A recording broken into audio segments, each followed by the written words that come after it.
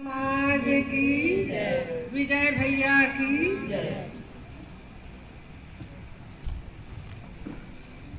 संत सहायक जीवन के संत ही पार लगाए और न से या हो नहीं जो भ्रम भूल भगाए यह तन विष की वेलरी गुरु अमृत की खान शीश दिए जो गुरु मिले तो भी सस्ता जान।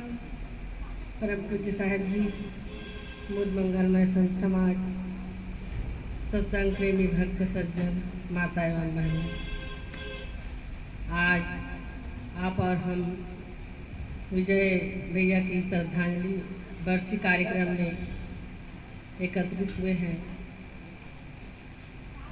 जो भी इस संसार में जन्म लेता है उसको एक न एक दिन यहाँ से जाना ही होता है, क्योंकि मृत्यु निश्चित है।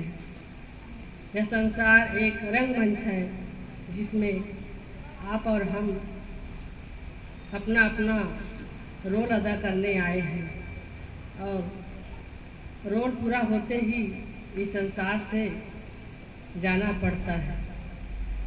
जिस प्रकार विजय भैया बेटे का रोल अदा किए, बाप का रोल अदा किए, भाई का रोल अदा किए और रोल अदा करके यहाँ संसार सागर से उसे जाना हुआ, इसी प्रकार आप और हम लोगों की भी बारी है।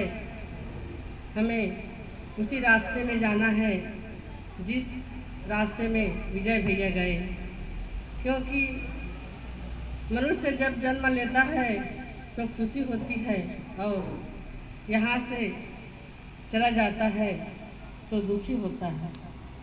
यह सार्वभौमिक नियम है कि हम मनुष्य जन्म लिए हैं तो कुछ अच्छा कर्म करके यहाँ से जाएं।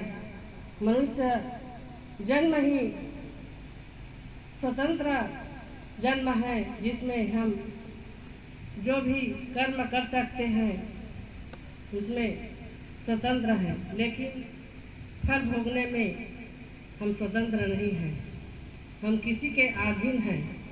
इसलिए हमें सोच समझ करके कदम उठाना चाहिए।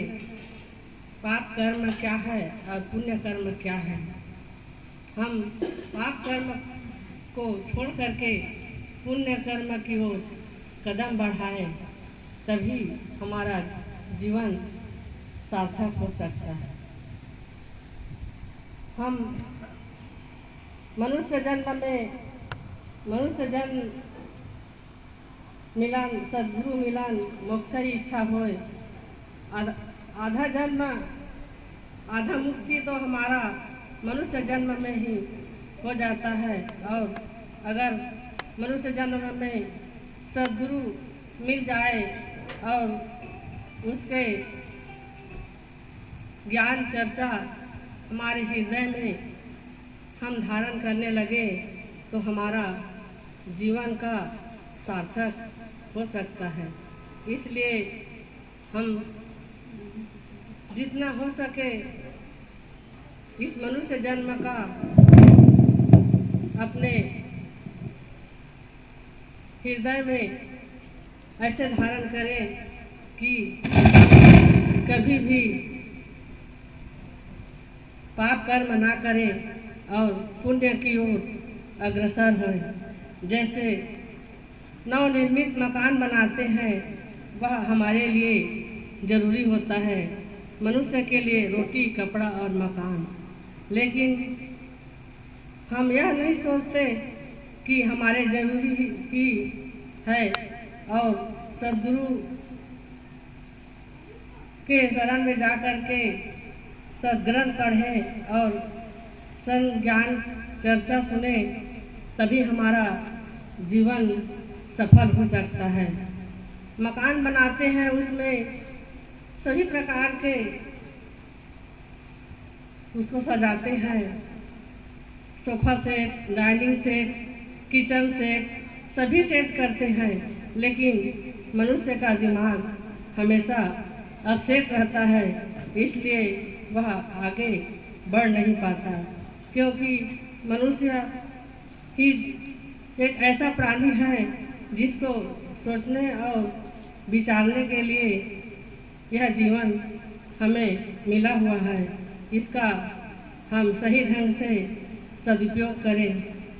पूत कपूत का धन संचय, पूत सपूत का धन संचय। अगर हमारा बेटा कपूत है तो उसके लिए धन संचय करने की जरूरत नहीं, क्योंकि अगर हम धन संचय करेंगे तो वह कपूत बेटा पूरा जुआ और शराब कबाब में उड़ा देंगे। इसलिए हमें कपूत बेटे के लिए धन संचय करने की जरूरत नहीं। पूत सपूत का धन संचय। अगर हमारा बेटा सपूत है तो उसके लिए भी धन संचय करने की जरूरत नहीं। वह अपने स्वाभिमान से, अपने आत्मनिर्भर से धन कमा करके अपना जीवन का उपयोग कर सकता है।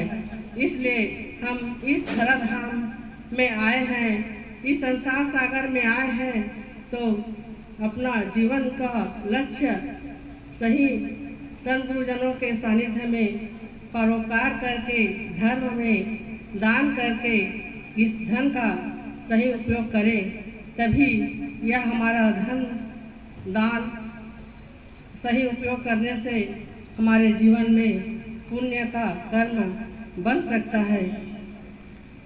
इन्हीं शब्दों के साथ मैं अपने वाणी को विराम देती हूँ। बोले सद्गुरु कबीर साहेब की।